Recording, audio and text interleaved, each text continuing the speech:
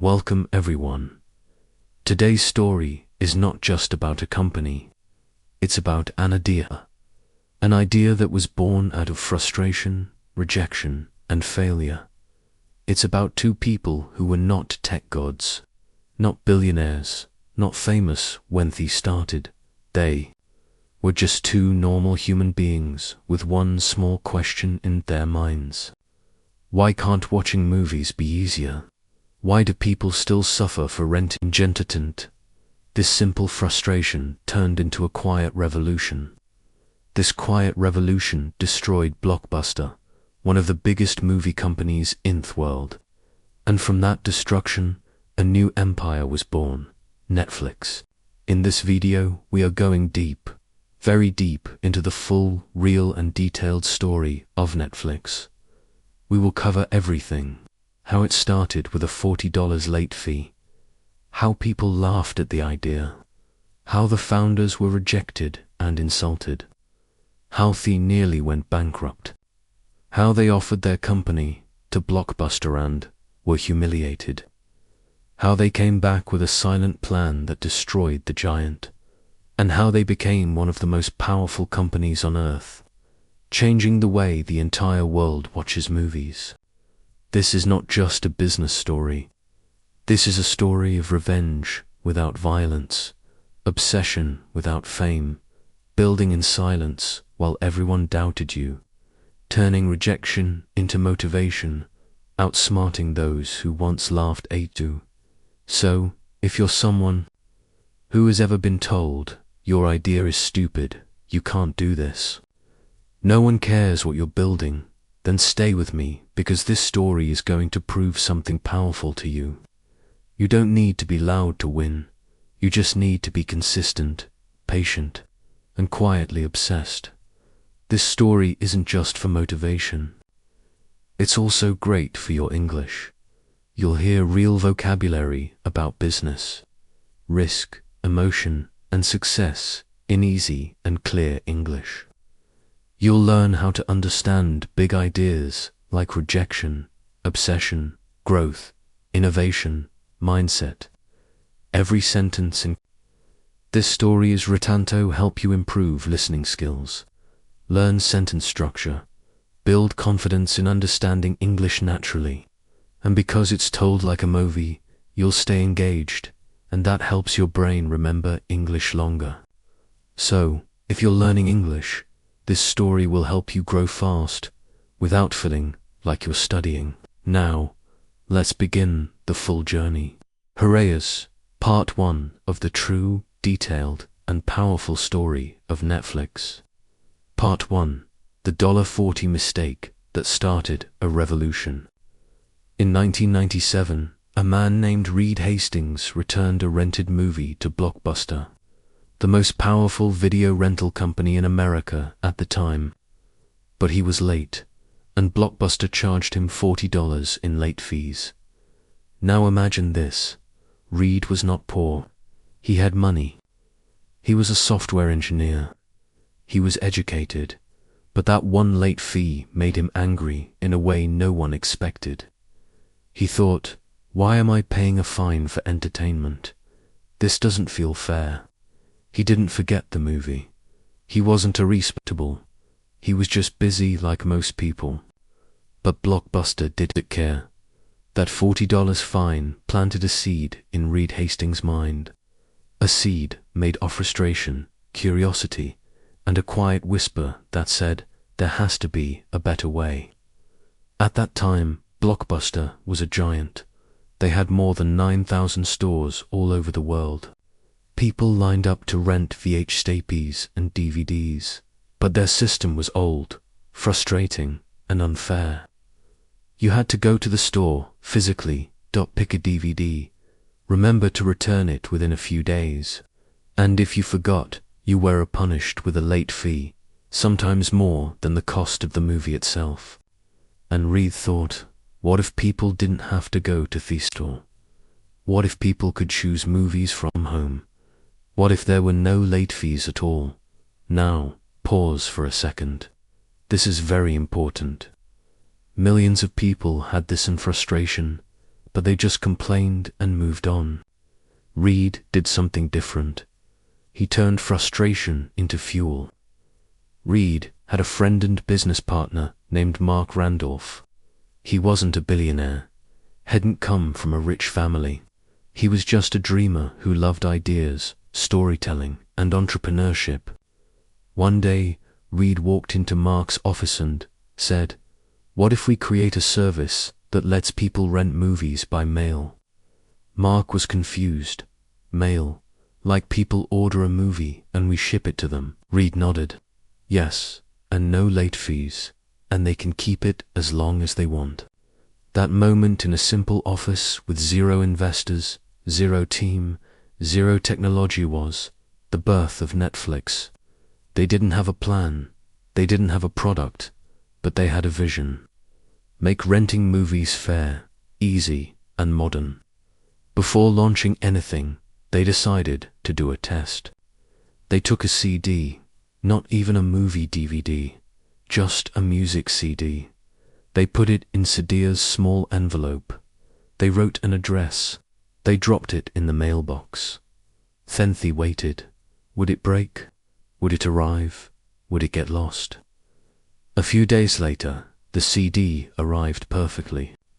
That one moment told them, it's possible. We can do this.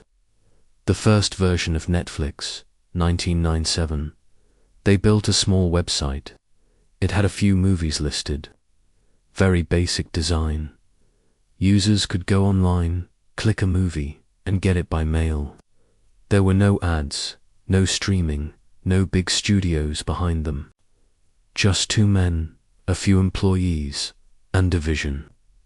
They named it Netflix, a combination of internet and flicks, slang for movies. It was simple, strange, and new. People didn't trust it at first. Why would I rent a movie from a website? I already have Blockbuster, but Netflix didn't stop. They knew something Blockbuster didn't. The future is not about punishment, it's about freedom. In 1999, Netflix made a bold move. They introduced a monthly subscription plan.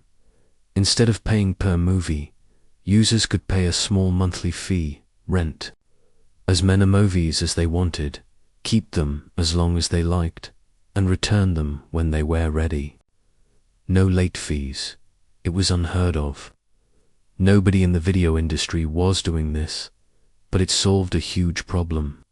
And slowly, the world started to listen. At this stage, Blockbuster was still laughing. They were making billions from late fees. They thought Netflix was a toy, a joke. But Netflix was growing. Not loudly, not quickly, but quietly, one customer at a time. People who tried it loved it, because it was simple, kind, and modern. And this quiet storm was about to become a massive wave. By the year 2000, Netflix was growing, but very slowly. They had a loyal base of customers who loved the subscription model. They were sending DVDs by mail every day. People appreciated the no late fees, the freedom, and the comfort of choosing movies from home. But behind the scenes, Netflix was bleeding money. They were spending more than they were earning. They had warehouses to manage. They had to pay for shipping, employees, servers, customer service, but they weren't profitable. They were losing millions of dollars. He knew Netflix was doing something great. He believed the world would change, but time was running out. They had no backup if they failed, and no one wanted to invest. So one day Reed made a bold decision. He walked into Mark Randolph's office and said, "Let's offer to sell Netflix." Mark was surprised. "To who?" Reed replied. "To the giant, to Blockbuster." That was the moment that would change everything. Reed and Mark booked a meeting with John Antioch, the CEO of Blockbuster. This was a huge deal. Blockbuster was worth billions. They had over 9,000 stores in more than 20 countries. They were making money from every direction: rental fees, snacks, video games, and especially late fees. Netflix, just a startup with losses. But Treat believed that if Blockbuster understood the vision, they would join forces. He thought, what if Netflix bomb, the online arm of Blockbuster, we handle the website, the DVD mailing, and Blockbuster handles the stores? It could be a win-win. They flew to Dallas, walked into Blockbuster's luxurious office, and sat across the table. Reed explained the idea passionately. He said, "You dominate physical stores. We dominate online rentals. Let's partner, or you can buy Netflix." John Antioch asked, "For how much?" Reed said, $50 million. There was silence in the room. Then they laughed. Yes, they laughed right in their faces. $50 million for a DVD website that lost money. Blockbuster's executives mocked them, to them. Netflix was nothing, just a tiny business with no physical presence. A joke. Reed and Mark left their meeting with red faces and a fire in their chest. They weren't just rejected, they were humiliated.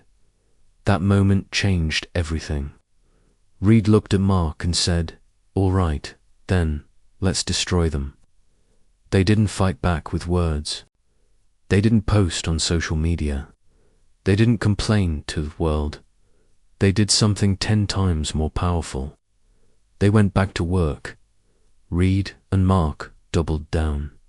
They improved the website. They made the algorithm smarter. They reduced the DVD delivery time. They hired better people. They studied what customers loved and gave more of it. And slowly, customer by customer, month by month, Netflix began to rise. Blockbuster didn't notice. They were busy making billions and enjoying power. But while they were sleeping, Netflix was building. Here's a very important detail most people don't know. Netflix introduced something that changed everything. A movie recommendation algorithm. In simple words, the Netflix website would watch what you rented, learn your taste, and suggest movies you would probably love. This made people stay longer on the website. It made choosing easier. It made Netflix feel personal. It wasn't just a DVD company anymore. It was a driven entertainment experience. And that one innovation made users feel seen, understood, and valued. By 2003, Netflix had crossed 1 million subscribers. People were loving the convenience. No more driving to the store. No more late fees. No more waiting in lines. Blockbuster started noticing the shift. They saw their revenue shrinking, but they still believed Netflix was temporary. To them, Netflix was a mosquito, not a threat. So, what did Blockbuster do? They launched a copycat, Blockbuster Online. But it was too late. Netflix already had years of data, loyalty, and a better system. And most importantly, Netflix had no ego.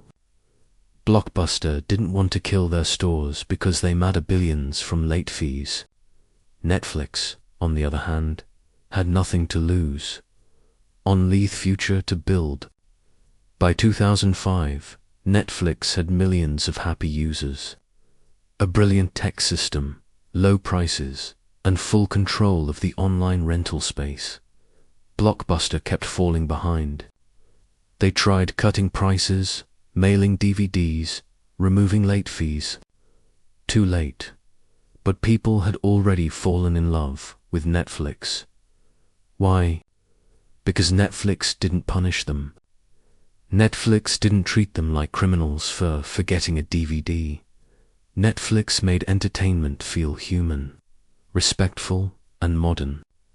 Let's talk about what was happening inside the company at this time. Reed Hastings believed in one core idea: give people freedom. Treat them like adults. That's why Netflix had no strict dress code. let employees take unlimited vacation as long as they delivered results, focused on hiring smart honest people and giving them space to do great work. This company culture created trust, innovation, and speed. While Blockbuster was stuck in rules, old systems, and derogance, Netflix became a home for rebels, creators, and thinkers. Part 2. The boldest move that killed a giant. By 2006, Netflix was already winning the battle of DVD rentals. They had crushed Blockbuster's online attempt. They were reaching millions of subscribers, and their system built on freedom, personalization, and no late fees had become a silent movement. But Reed Hastings was still not satisfied. Yes, Netflix had grown. Yes, they had loyal customers. But Reed saw something that almost no one else saw at the time. He saw the end of DVDs. He saw the beginning of something invisible. He saw the future. Reed looked at his team and asked, what if people could watch movies instantly? No mail, no envelopes, no waiting. Everyone was confused. In 2006, streaming was a new word. Internet speeds were slow. Watching a full movie online seemed like a crazy dream. But Reed wasn't focused on today. He was building for tomorrow. He believed if we don't disrupt ourselves, someone else will. Let's pause for a moment and explain the concept of streaming in the simplest way. Streaming means you don't download the movie. You don't wait for a DVD. You just click and the movie starts playing online like magic. It's what we now use every day. But in 2006, there was no YouTube Premium, no Amazon Prime, no Disney Plus. Netflix was a boot or do something no one in the industry had dared to try. Reed told his engineers to build a system for online movie streaming. But there were challenges. Many customers still use slow internet. Movie studios didn't want to give online rights. No one had done this before at scale. Netflix took a risk. They invested millions in streaming technology. They started negotiating with studios to allow their films online. They trained their users to try watching online instead of waiting for mail. And in 2007, Netflix officially launched instant streaming. Some customers were excited. I can just click and watch. That's amazing. Others were confused. What if my internet is slow? What if the movie stops in the middle? Netflix knew this would happen. They weren't expecting overnight success. But they were betting on one powerful truth. The future always starts small. The internet would get fat. Laptops would improve. People would eventually prefer convenience over physical media. While Netflix was quietly moving into streaming, Blockbuster was busy trying to catch up with DVDs already too late. They were stuck in a cycle of ego and short-term thinking. Blockbuster believed, our stores make billions. People love coming in. Streaming will never work. They didn't see that customers were already tired. Tired of driving. Tired of paying late fees. Tired of standing in line. Tired of being punished for forgetting a return. Netflix offered a quiet rebellion.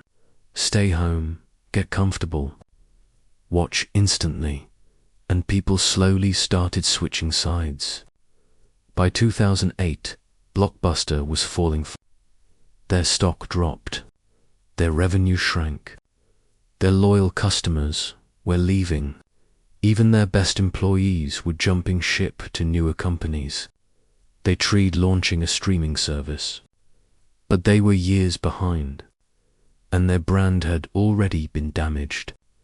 Netflix had taken the lead, not by being loud, but be being early, smart, and brave.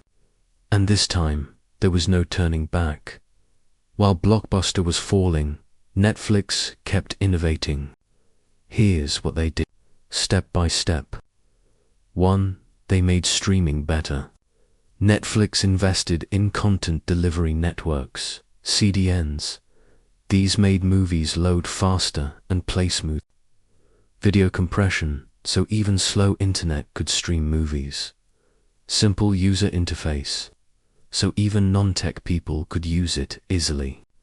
They studied how people watched when they paused, what they skipped, and used that data to improve everything. 2. They improved recommendations. Netflix didn't just show random movies. Their system noticed your habits, analyzed your past choices, recommended titles you personally were likely to love.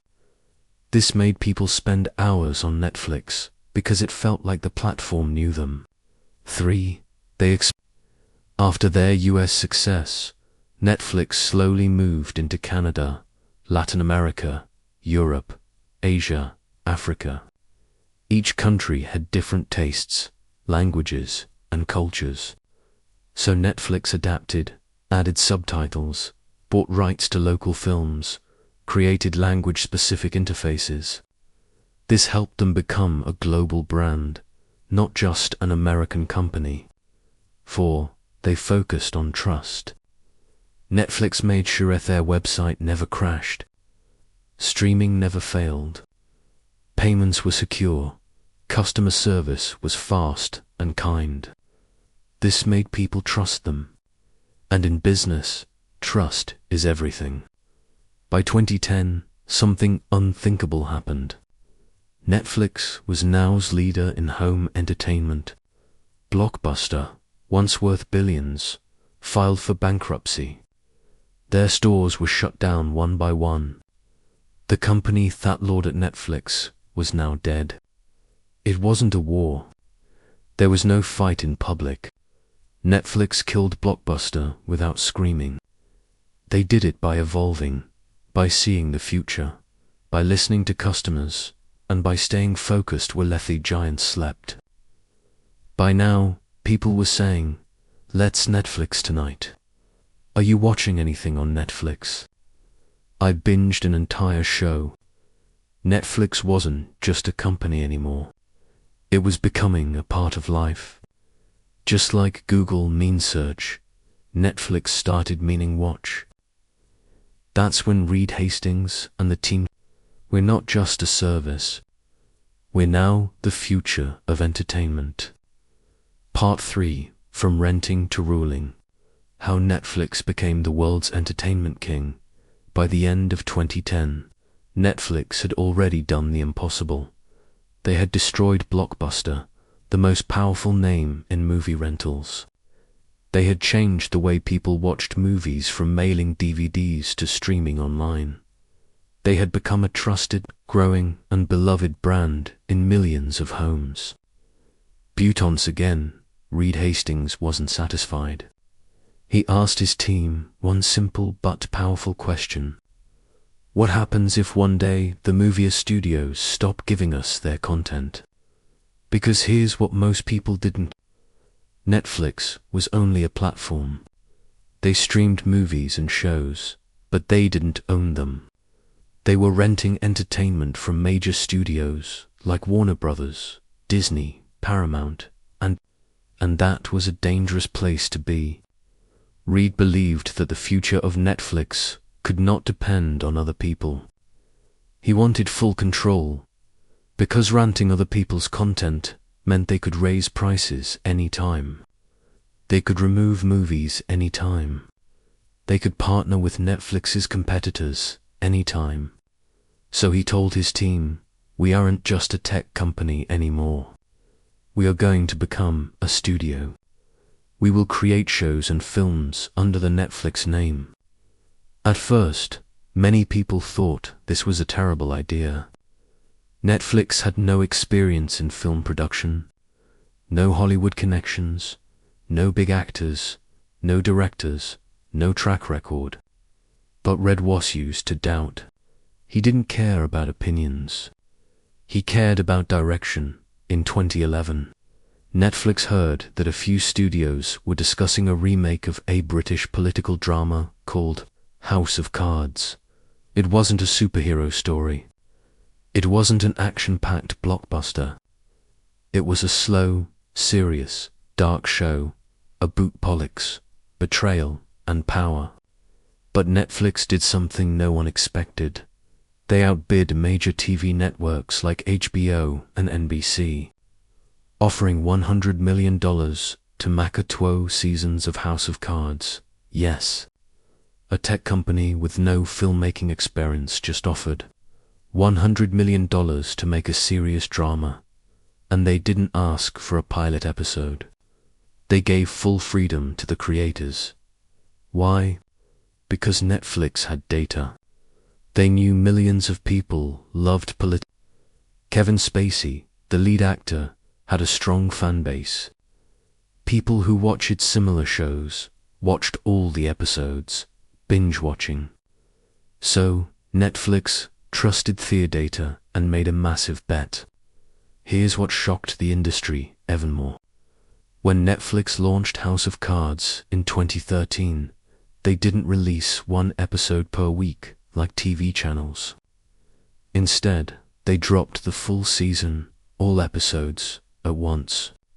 Why? Because their data showed that people loved binge watching. They didn't want to wait a week for the next episode.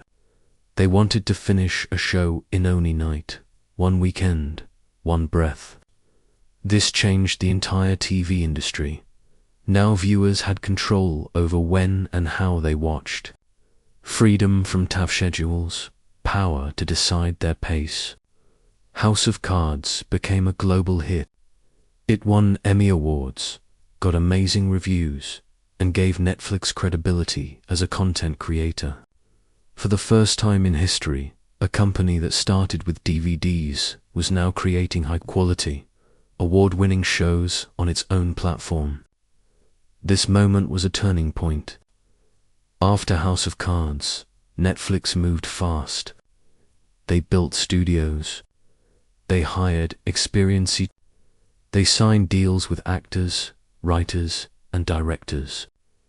They created a new brand inside Netflix called Netflix Originals.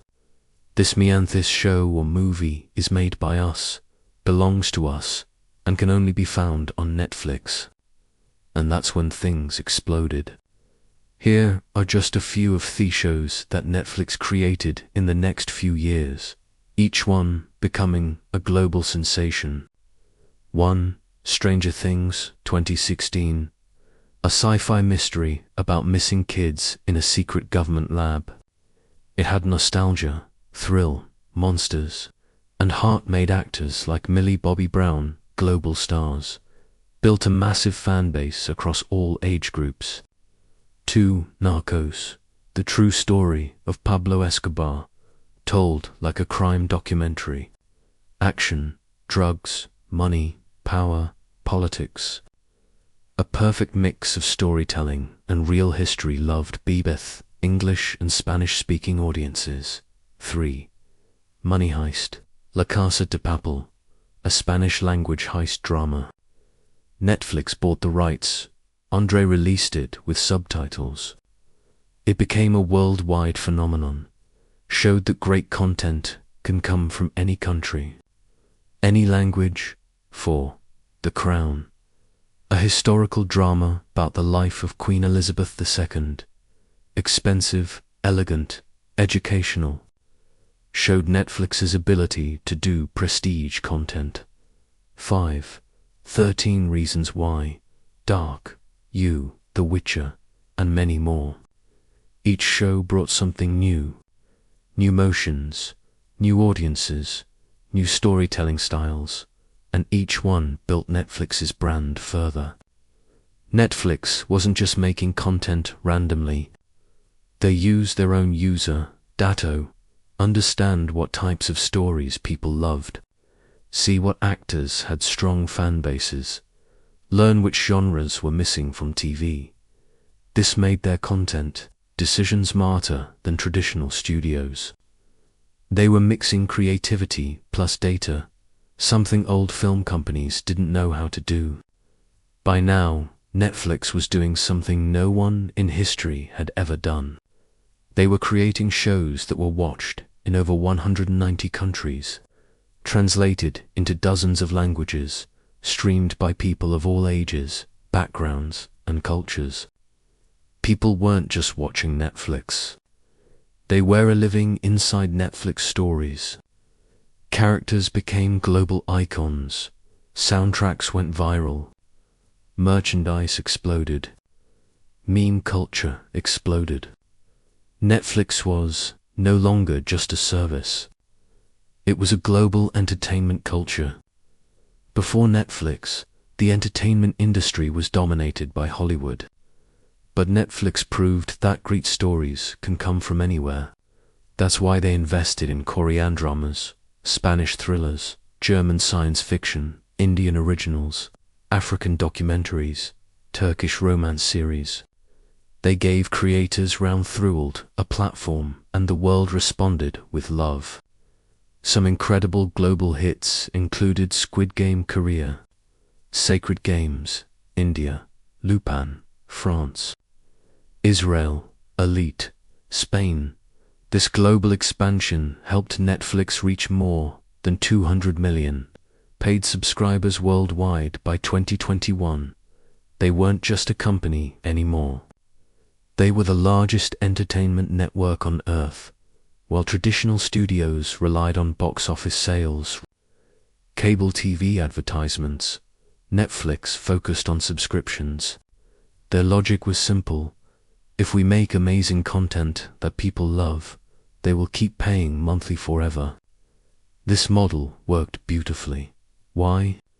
Because it created It didn't depend on box office hits. It gave them freedom to take risks. It gave creators artistic control, and it kept customers happy. Nodes, no waiting, no nonsense. They made money through loyalty, not interruption. This was revolutionary. Internally, Netflix was building something just as powerful. A culture he thought attracted top talent. Their employee culture was based on two key values. 1. Freedom. You're trusted like an adult. 2. Responsibility. You're expected to act like a leader. They offered no micromanagement, no vacation tracking, no time clocks, but extremely high expectations. If someone didn't perform, Netflix let them go kingly, but clearly. If someone thrived, they were given more freedom, more impact, more opportunity. This created a team that was fast, smart, fearless, obsessed with improvement. This internal strength helped Netflix stay 10 steps ahead of the competition. Netflix's success was so massive that it woke up other tech giants. Soon, the battlefield got crowded. Amazon Prime Video launched.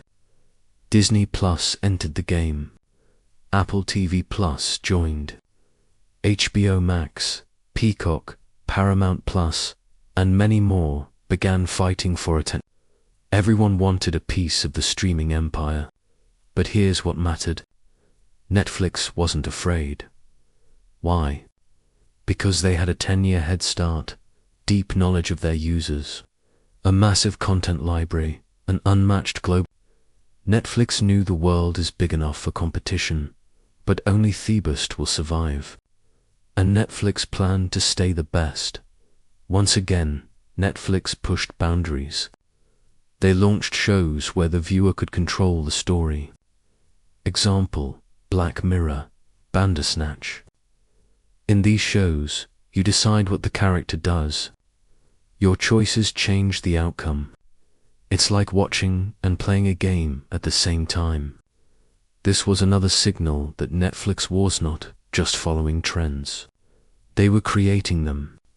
While Thepablick saw cool shows and easy streaming. Behind the scenes, Netflix was becoming a technology powerhouse. They built custom video compression tools for faster streaming, used AI to personalize user recommendations, created original sound mixing systems, designed thumbnail images differently for each user. So you see a poster, you're more likely to click. They did not just make content, they engineered the experience. Netflix became a perfect example of art meets science. Creativity powered by data. When the world shut down during COVID-19, movie theaters closed, concerts stopped, events were cancelled, but people still needed entertainment. They needed escape, emotion, connection, and comfort. Netflix became a lifeline. People streamed more than ever. New users signed up by the millions. Hits like The Queen's Gambit, The Crown, and Tiger King exploded globally. Netflix didn't just survive the pandemic, they thrived in it. Because Effie had already spent a decade preparing for a future of digital-first entertainment. By the time the world entered 2021, Netflix had already become more than just a streaming platform. It had become a global leader in entertainment, a culture people lived inside, a household name in almost every country on earth. But here's the truth no one wants to hear. Success creates enemies. Fame brings pressure. And the top is always the loneliest place. In this chapter, you will see the real struggles Netflix began to face. The rise of powerful competitors, internal pressure to keep growing, backlash from critics and governments, public controversies, and how Netflix started to expand into completely new worlds. This is the part of the story where every empire gets tested. By 2021, the battlefield of streaming had changed dramatically. In the early days, Netflix was the only real player. But now it was surrounded. Let's break down its biggest competitors and why they were dangerous. Amazon Prime Video, backed by Jeff Bezos, bundled with Amazon Prime shipping service. Huge money power, global scale. Invested heavily in content, like The Boys and Lord of the Rings of Power. Disney Plus, backed by Disney. One of the most powerful media companies in history, owned Marvel, Star Wars, Pixar, National Geographic. Within 2 years, gained over 100 million subscribers, family-friendly and filled with nostalgia. 3. HBO Max, known for her quality content.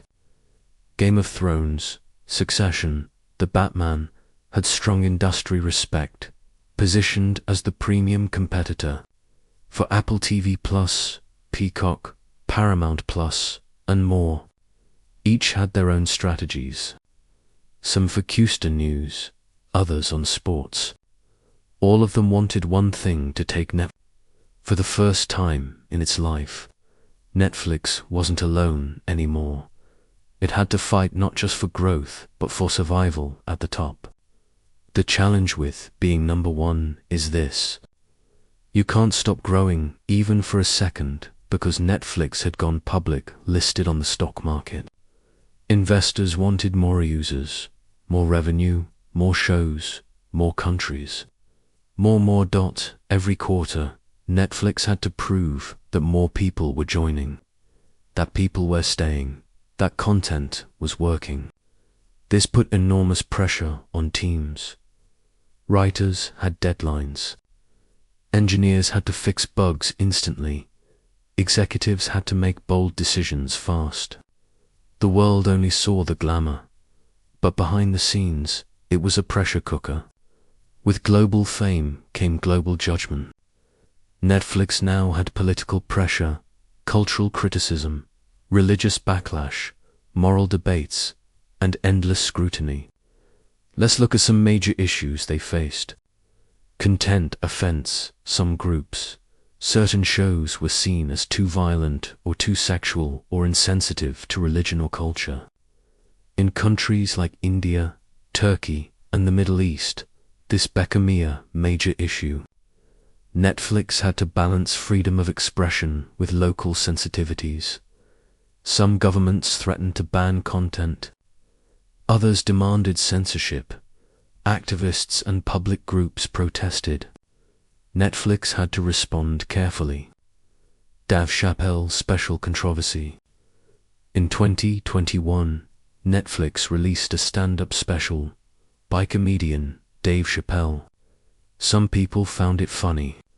Others found it deeply offensive, especially in the LGBTQ+ community. There were internal employee protests, public backlash, media storms. Netflix defended creative freedom, but it exposed the company to serious internal division. Account sharing issues. As Netflix grew, many people began sharing accounts with friends and family across households. This reduced revenue. Netflix announced they would start blocking or charging extra for account sharing, but this made users angry. Many people felt betrayed. We supported you for years. Now you want to charge more. Netflix had to manage this carefully because one wrong move could cost them millions of users. Despite pressure, Netflix never stopped evolving. Let's break down how they continued to innovate and where it worked and failed. Mobile-first strategy. Netflix began building shows especially for smartphones, especially in countries like India, Indonesia, and Africa. They introduced lower mobile on lip-syncing, vertical format experiments, more subtitles and dubbing options. Their goal was to reach the next billion users. Gaming. Netflix made a bold move. They entered gaming world. Why? Because they believed, if people love Netflix stories, maybe they want to play inside them. They launched Netflix games where users could download mobile games for free with their subscription. Some were based on Netflix shows. Others were original. But this was a risky expansion because building great games is completely different from streaming video. Still, it showed Netflix's hunger to evolve interactive stories and experiments. Netflix kept experimenting with choose-your-own path stories, live streaming events, global watch parties. I generated recommendations. They believed we are not just a movie company. We are the future of entertainment. But every innovation came with cost, risk, and the pressure to impress millions of users instantly. By 2022 to 2023, Netflix reported for the first time that they had lost subscribers. This was shocking. People were spending less. Competition was strong. Some were cancelling to save money. Others were switching to cheaper platforms. Netflix stock dropped sharply. The media calendate, the fall of Netflix. People started asking, is the Netflix era over? Bothers the truth. Every empire faces storms. What matters is how they respond. Netflix answered with better, stronger content. Wednesday, All Quiet in the Western Front, The Sandman, The Diplomat. New pricing tiers, including cheaper plans with ads. Stricter rules on account sharing and investment in global content creation from Korea, India, Nigeria, France, and more. They weren't just reacting, they were reinventing themselves again. And it started working. Their stock began recovering. Their subscriber base started rising, and their belief in long-term thinking paid off. Once again, Netflix was no longer a young dream. It had become a global empire, and empires must fight to stay alive. But what made Netflix different was this. They didn't cry when challenged. They didn't panic when judged. They didn't blame others when growth slowed. They adapted. They changed. They experimented. They evolved, and they proved something powerful.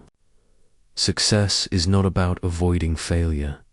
Success is about rising every time the world tries to pull you down. Part 4. The Legacy of Netflix and What the Future Will Remember. We've seen the full journey of Netflix so far.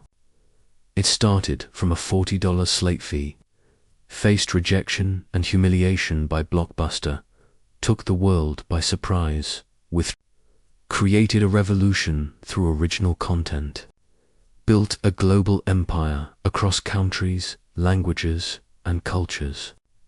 And even after criticism, pressure, and competition, it fought back and continued evolving. But now we reach the final and most important chapter of this story. What is Netflix building next? What will its legacy be? And what can you, the viewer, learn from this journey? This isn't just about a company anymore. This is about a mindset, a way of thinking, building, and living that changed the world. As the world races into 2025 and beyond, entertainment is changing once again. The next revolution is not just about movies, shows, or even streaming. It's about something bigger.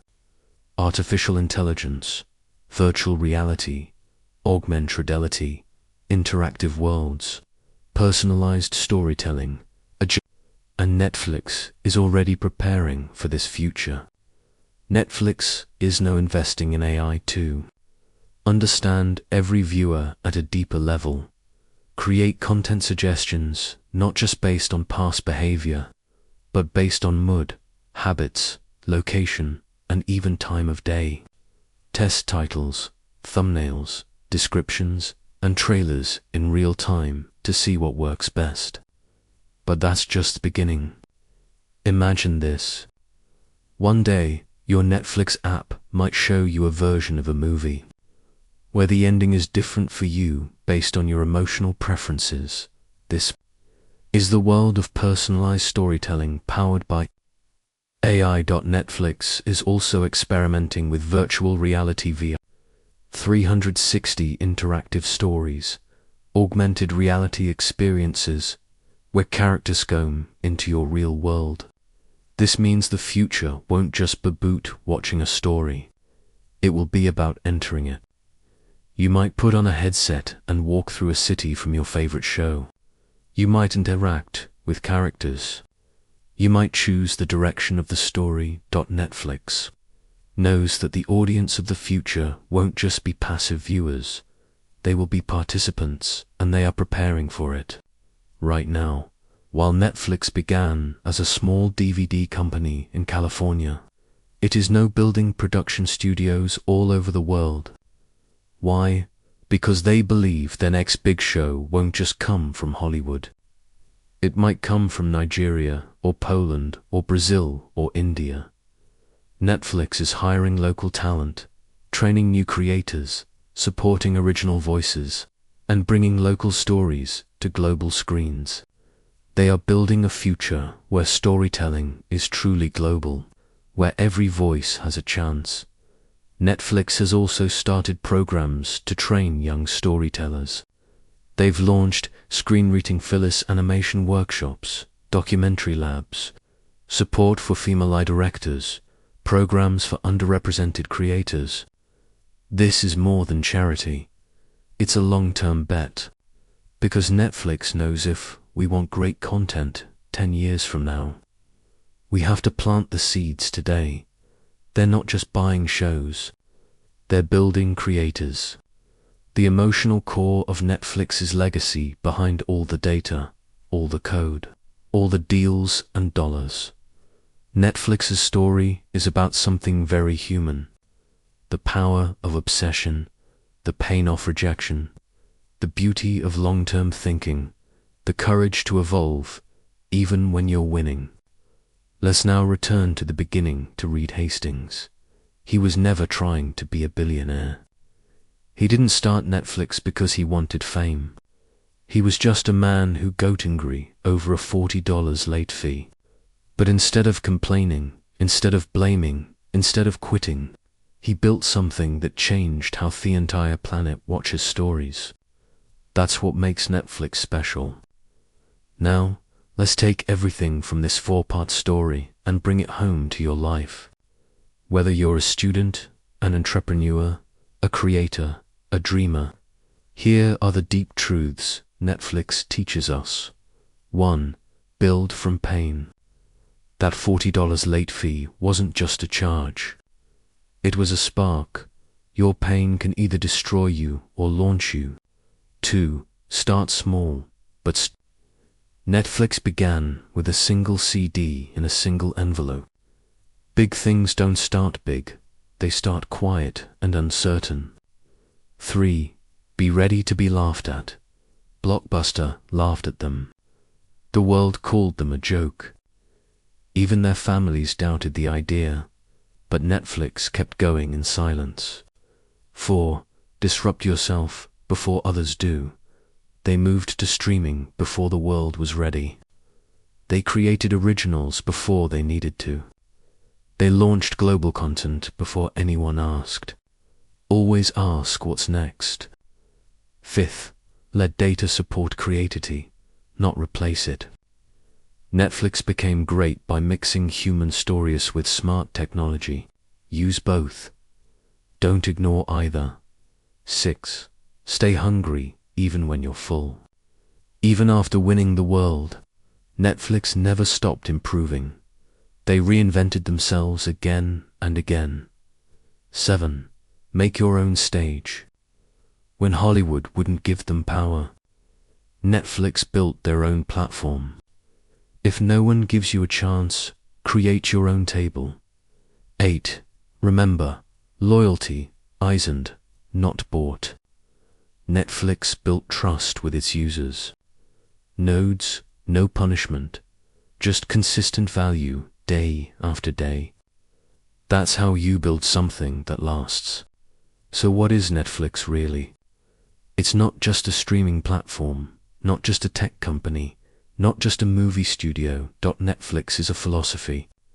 It says even if you start with nothing, even if the world laughs at you, even if you get rejected 1,000 times, you can still build something legendary if you stay quiet, stay focused, and never stop. This is the true, full, and detailed story of Netflix. From a $40 late fee to over 250 million global subscribers to changing the way humans experience entertainment forever. Netflix didn't just beat Blockbuster, they beat every excuse. They beat every limitation. They beat every doubt. And know their story belongs to the world. If you felt inspired, moved, and empowered by this story, share it with someone who's building something of their own. Because you don't need to be loud to change the world. You just need to be clear, committed, and quietly obsessed. Subscribe to this channel because here we don't just tell stories. We tell stories that wake you up, that remind you who you are and who you can become. More stories like this are coming, and you deserve to hear every one of them, so hit that subscribe button and let's grow together.